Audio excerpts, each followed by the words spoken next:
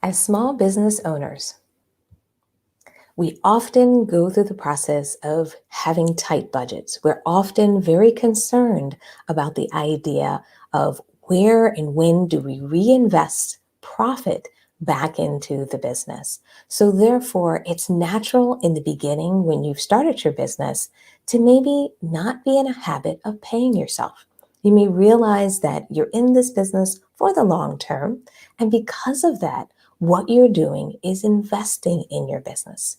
However, we have to strike a balance. We have to make sure that not only are you investing in your business to grow, you're investing in yourself. And that means making sure that you're paying yourself. Even if it's something teeny tiny, even if it's just a little bit in the beginning, what I want you to do is make sure that you have some level of compensation in your business for you as the owner, as the founder, as the leader in the organization, because that cultural kind of shift and that way of making sure that not only your freelancers or employees are compensated, but you are too, will actually help you lead a better business. So that's what today's episode of Spark is all about. It's about how important it is to establish that culture in your business, even when you're small, even when you're a solopreneur. And I want to talk about what you can do to make this happen, what you can put in place so you can start paying yourself, and also maybe speak to that little bit of doubt that's maybe in the back of your mind as you're listening to me today that says, I can't afford to pay myself, Stephanie.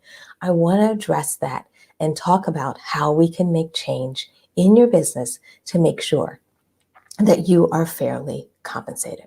All right. So let's start from the top. Let's start from the topic of the savings versus compensation.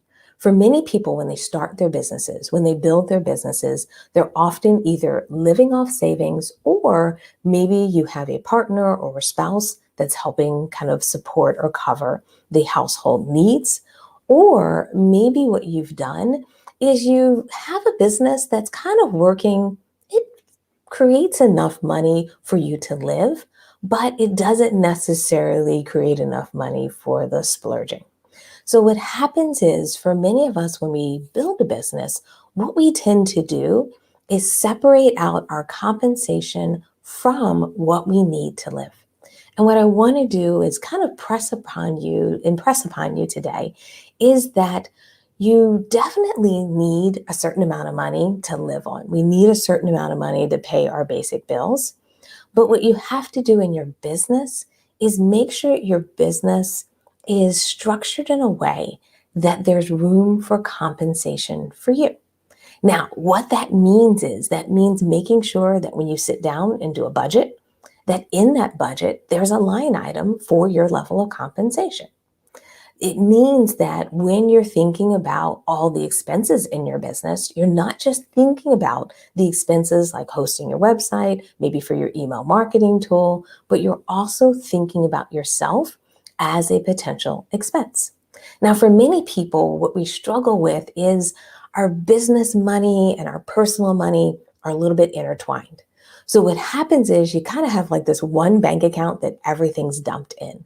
And therefore, you're kind of paying expenses out of that same account for your business, and you're using that same account to pay the light bill, the mortgage, the rent.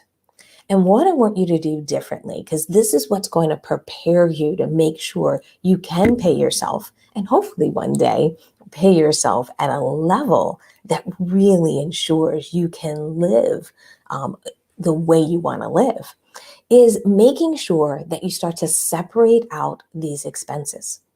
What often happens is, by your money coming in and out and personal and business happening in the same bank account, it can be confusing on how much money is really going to you and how much money is actually going to the business.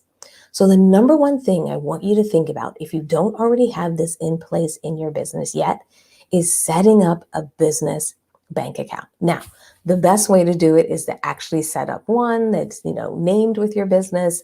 Most of the time, your filings with your state will allow you to take that to a bank and actually have them create an account for you. There's also online banking that's available for businesses as well. Now, some of you may be a little bit shy. Maybe you're like, I don't want to start a business banking account yet. So what you can also do is create an additional bank account at your existing bank. Both of them will carry your name, but by having a separate account for your business, what you can do is get clarity around your expenses and your income. Instead of managing your business based on the amount of money in your account, what we can start to do is make sure that compensation or the money that you're using to cover your personal expenses is actually being sent to the other bank account every single month, or twice a month if you want to pay yourself twice a month, just like you would in a traditional position or job. What we want to do is create that same pathway in your business. Because the reality is, as your business grows and you decide you need to hire some freelancers, when you decide that you need to bring on maybe part-time or even full-time individuals, that's what you would do. You would pay them out of your business bank account, send them a check, and they deposit in their account. And the same should be true as you as the owner and the person running your business. But for you to be able to do that, you need two separate accounts to make that happen.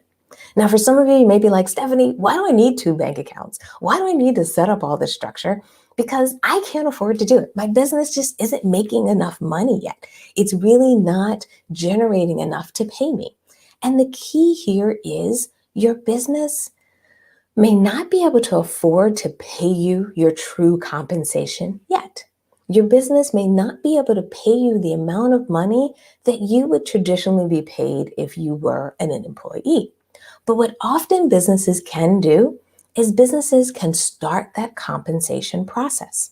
And what I want to impress upon you today is that it's important for you to start thinking about paying yourself and thinking about you as a person that should be compensated. And even if it's at a low level, that's why this I can't afford it often pops up in this discussion when I'm talking with people, because they're thinking about the big number. They're thinking about the number that they want to achieve as far as a salary or payment in their business. Or maybe you're thinking about how you used to be compensated in your previous job before you started your own business. Or maybe you're hearing what other people are getting paid or whatever compensation that they're getting. And when I tell people you should be compensating yourself, often people say, well, I can't afford to write that kind of check. And what I want you to do is, instead of thinking about where you're going to be in the end and waiting to write a check or compensate yourself at that level, I want you to realize that you can increase your compensation over time. So therefore, what that means is, let's start with a smaller number. Let's just get started with the practice of writing yourself a check every month. Let's get started with the process of really ensuring that if you sit down and pay everyone else, why don't you take that same effort to pay you as well? And therefore, what I want to recommend is think about paying yourself even the smallest amount. Maybe it's something as tiny as $50 a month. Maybe it's something as small as $100 a month. Because what we're trying to do is not only get you in the habit of thinking about yourself, thinking about your compensation on a monthly basis. So it's a good reminder to yourself of, hey, this is how much I'm compensating myself now, and it reminds you each month. This will also help you with your driving force, because sometimes what happens in our businesses is we are all passion, but we forget about the bottom line. We're all about the help that we're giving, but we forget about the bottom line. And when you're writing yourself that $50 check each month, after a while, you're going to say, I need this $50 check to be bigger. I need this number to go up. I need this number to get to a point so I'm not living off my savings anymore, and I can make that change. And what you can do over time is continue to take that amount up. That's what I did in my business. When I first started, I really just wrote myself very small and tiny checks. And it felt kind of weird at first. It felt kind of strange to give myself such a tiny check, especially when it came from the corporate world. But what it allowed me to do is not just mentally prepare for the idea that I should be compensated, But what it also did is it helped me create a process on how I want to be compensated. How do I want to set up the process? How do I want to track what that compensation is? And also, how do I handle and manage payment when it comes to compensating myself? How do I want to evaluate what that should be? Because what most people do is just use whatever's in the bank account or whatever's left over at the end of the year, they'll transfer that over to their business. And what I want you to start to feel like is feel like not just the person that constantly puts into your business and gives and gives and gives to your business. I want you to have, even if in the beginning it's just symbolic because it's $50 a month, I want you to start to feel like your business is giving back to you. And therefore, that means writing yourself a check every month shows that your business is starting to build that process, starting to build that habit, and starting to consider you in that compensation approach. Now, after you start to make that mindset shift, as you start to think of yourself as someone to be compensated in your business, we have to really formalize that process. And that means picking a date. And I mean a date that you do payroll. I decided for myself that I do payroll on the 10th of the month. Now, I know that's kind of totally different than what other people do. But when I first started my business, what I realized is I didn't have a lot of cash and reserves. So what would happen is often I would invoice clients on the first of the month. And if I had to do payroll or I had to pay people or send out money to my contractors and freelancers on the same day, there wouldn't be a little bit of room for me to be able to collect that money and then be able to pay it out or pay a portion of it out. So therefore, I decided the 10th of the month would be perfect because it gives me a few days to actually get some of those invoices in, get some of that payment flowing in to help me be able to pay my team. Once I set that date, that's been it. So for years and years and years, I have been doing really all of my payments out to my team on the 10th. And then what I also do when I go through the process of doing it for my team, I also write myself a check. Now, when I first started, it was tiny. Then I built it over time. The other thing I like to do is I also do an annual review. So just like if you were ever in corporate America or any of those types of environments, there's often an annual review of your performance. And many times there's maybe an annual review of your salary. I want you to do the same thing for you in your business. And that ensures that that $50 check isn't the same check that you write for 10 years or 5 years, because that's the other problem that happens often in our businesses. We may compensate ourselves, but we don't always continue to increase that number as the business grows.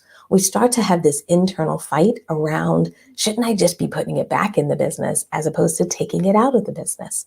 And what I want you to do is start to realize that your compensation, your increases over time are deserved. You really should be looking at your compensation and making sure it's happening. And maybe it may be some time before you get to the point where the check that's written or the deposit that's put into your personal account from your business account is at a level that pays for everything. I understand that may take you a couple of years. And for some of us, it may take a little bit longer, depending on our industry, depending on the business you're in. But I find the best way to get there, the best way to finally get to that place where you're getting paid, where you're getting compensated for your time, and where you create a practice so that when an accountant comes in to help you with your business, when an assistant comes in to help you with paying bills, running payroll, paying vendors, what happens is that practice will transfer over to anyone else in your business, which will ensure that a part of your standard of doing business includes you as the owner, as someone who should be compensated for what they do. So today's session was just a reminder of that. Today's session was really designed to plant a little bit of a seed for you so that you can start to think differently about how you pay yourself.